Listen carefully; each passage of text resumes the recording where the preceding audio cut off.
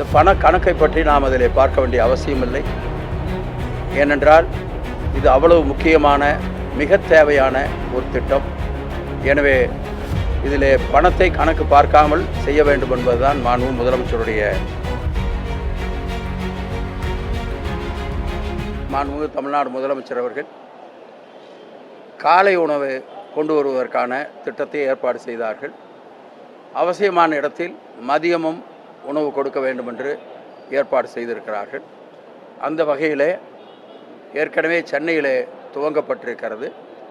இப்பொழுது தமிழ்நாடு முழுவதும் மாநகராட்சி, நகராட்சி, பேரூராட்சிகளில் இதை துவங்குவதற்கான ஏற்பாடு செய்து இன்றைக்கு மிக சிறப்பாக மிக ஒரு மகிழ்ச்சிகரமான சூழ்நிலையிலே இந்த திட்டம் துவங்கப்பட்டிருக்கிறது என்பதை நான் இந்த நேரத்தில் தெரிவித்துக் கொள்ள விரும்புகிறேன்.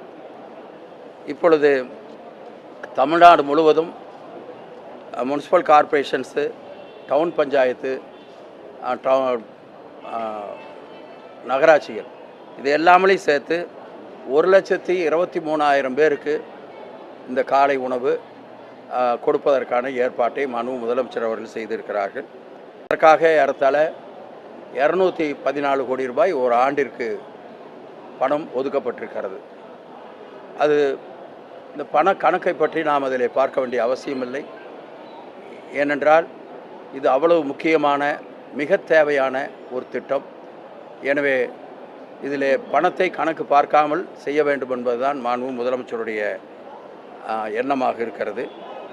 அதே போல் ஈரோட்டில் நம்முடைய கார்ப்பரேஷன், அதே போல் நகராட்சிகள், பேரூராட்சிகள் மொத்தமாக சேர்ந்து நம்முடைய மாவட்டத்தில் 4,582 பேருக்கு இந்த திட்டம் இன்றைக்கு சென்று அடைந்திருக்கிறது. அதற்காக ஆண்டுதோறும் ஏறத்தாழ 7 கோடி ரூபாய் ஒதுக்கப்பட்டு அந்த பணிகள் சிறப்பாக செய்யப்படுகிறது. அது மட்டுமல்ல, இந்த உணவு எப்படி இருக்க வேண்டும் என்பதையும் மாண்புமிகு தமிழ்நாடு முதலமைச்சர் அவர்கள் சம்பந்தப்பட்ட அதிகாரிகளோடு பேசி அதையும் அவர்கள் கவனித்து கொடுத்திருக்கிறார்கள். அதிகாரிகள் அதை பேசிகிட்டு இருக்காங்க. அது நீதிமன்ற உத்தரவு. காலி பாட்டில் திருப்பி எடுக்கிறதுங்கிறது நீதிமன்ற உத்தரவு. ஆனால் அது ஒரு நியாயமான அவசியமான உத்தரவு. ஏன்னா அவ்வளவு பாதிக்கப்படுகிறார்கள் விவசாயிகள், பொதுமக்கள் பாதிக்கப்படுகிறார்கள், விலங்கினங்கள் பாதிக்கப்படுகிறது, வனம் பாதிக்கப்படுகிறது. எனவே அதிலிருந்து ஒரு காப்பாற்ற வேண்டும் என்பதற்காக நீதிமன்றம் கொடுத்த உத்தரவு. அந்த உத்தரவை இப்பொழுது எல்லா இடத்துலையும் கட்டாயமாக அமுல்படுத்த வேண்டிய ஒரு சூழ்நிலை. அதுவரை நம்முடைய பணியாளர்கள் தான் அதை செய்ய வேண்டியிருக்கிறது. அரசு மிக தெளிவாக உணர்ந்திருக்கிறது. அவர்களுக்கு இதில் ஒர்க்லோடு அதிகமாக இருக்கிறது, இடம் கொஞ்சம் பற்றாக்குறை இருக்கிறது, இவ்வளவு பிரச்சனைகளும் இருக்கிறது என்பதை அரசு மிக தெளிவாக உணர்ந்திருக்கிறது. எனவே தான் மாற்று ஏற்பாட்டை செய்ய வேண்டும், பிரைவேட் ஏஜென்சி மூலமாக அதை எடுப்பதற்கான நடவடிக்கை எடுக்க வேண்டும் என்று நாங்கள் எடுத்துக்கொண்டிருக்கிறோம். ஆனால் அதில் நீதிமன்றத்திலே ஒரு அனுமதியும் பெற வேண்டியிருக்கிறது. அதற்காக மனு போடப்பட்டிருக்கிறது. அது மட்டுமல்ல, அந்த டெண்டர் விட்டு தனியார் ஏஜென்சியை ஃபிக்ஸ் பண்ணுறதுக்கு கொஞ்சம் அவகாசம் தேவைப்படுகிறது. அடுத்தது அதுக்கு ஒரு லேபிள் ஒட்டணும். அந்த லேபிள் இப்பொழுது நம்ம ஸ்டாஃபே ஒட்டிக்கிட்டு இருந்தாங்க. இப்போ அதெல்லாம் அவங்களுக்கு ஓவர்லோடு அது. இப்போ அதனால் என்ன பண்ணியிருக்கோம், கம்பெனிஸ் அந்த லேபிளை ஒட்டி கொடுத்துடணும் அப்படின்னு சொல்லியிருக்கோம். அவங்களும் ஒரு டைம் கேட்டு அதை ஒட்டி கொடுப்பதற்கான நடவடிக்கை எடுத்திருக்கிறார்கள்.